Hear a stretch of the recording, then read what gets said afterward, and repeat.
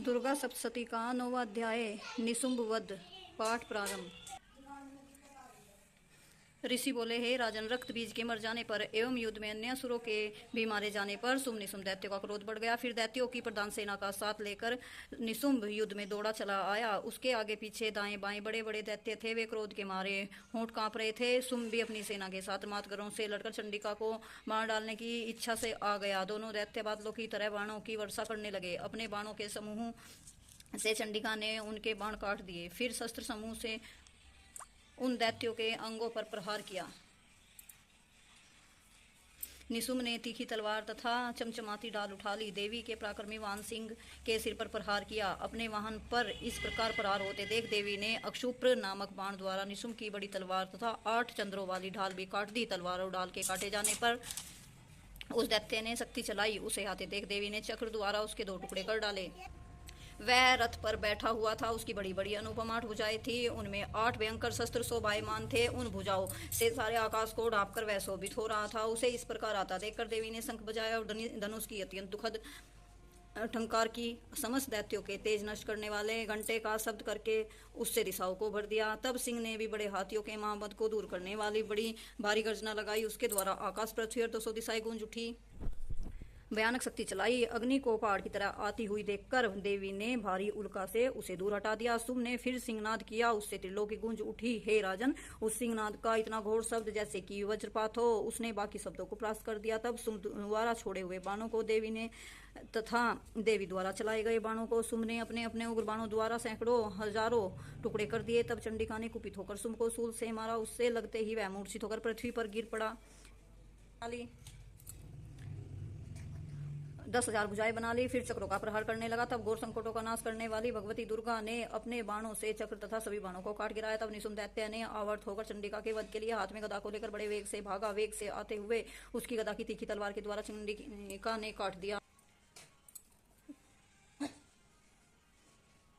उसकी छाती फटते ही उसकी छाती से एक और महाबली पुरुष निकला। वह खड़ी रह इस प्रकार कहने लगा। उससे निकलते हुए पुरुष की यह बात सुनते ही देवी आवाज करके हंसी और तलवार से उसका सिर काट दिया। वह पृथ्वी पर गिर पड़ा। तब भयानक दाढ़ों वाला सिंह दाढ़ों से असुरों को चीर खुरच कर खाने लगा। वैसे ही काल में तथा शिवदूती ने बहुत से दैत्यों का भक्षण कर डाला। कुछ एक घोर संग्राम से भाग गए और कितने दैत्यों को काली तथा शिवदूती ने खा डाला और कई सिंह के ग्राम बन गए। ऐसे देवी माँ ने निशुंभ का वध किया। 10वां अध्याय शुंभ वध।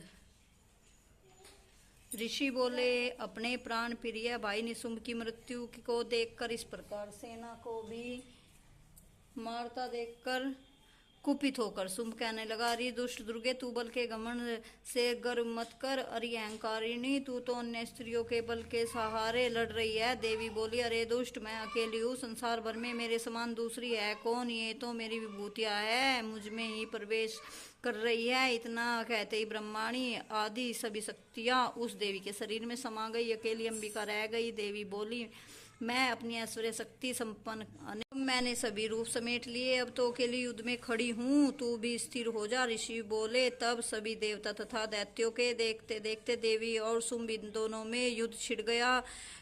तीखे बाणों की वर्षा तथा भयंकर अस्त्र शस्त्र से उन दोनों का युद्ध सभी लोगों के लिए भयंकर प्रतीत होने लगा। जितने भी दिव्य से दिव्य अस्त्र अंबिका छोड़ती जाती, देवी ने उसके मुदगर को भी तीखे तीरों से काट दिया। फिर भी वह दैत्य मुक्का तानकर बड़े वेग से दौड़ा जाते ही उस दैत्येश्वर ने देवी के हृदय में मुक्का मार दिया। देवी ने भी उसकी छाती पर एक चपेट जमा दी।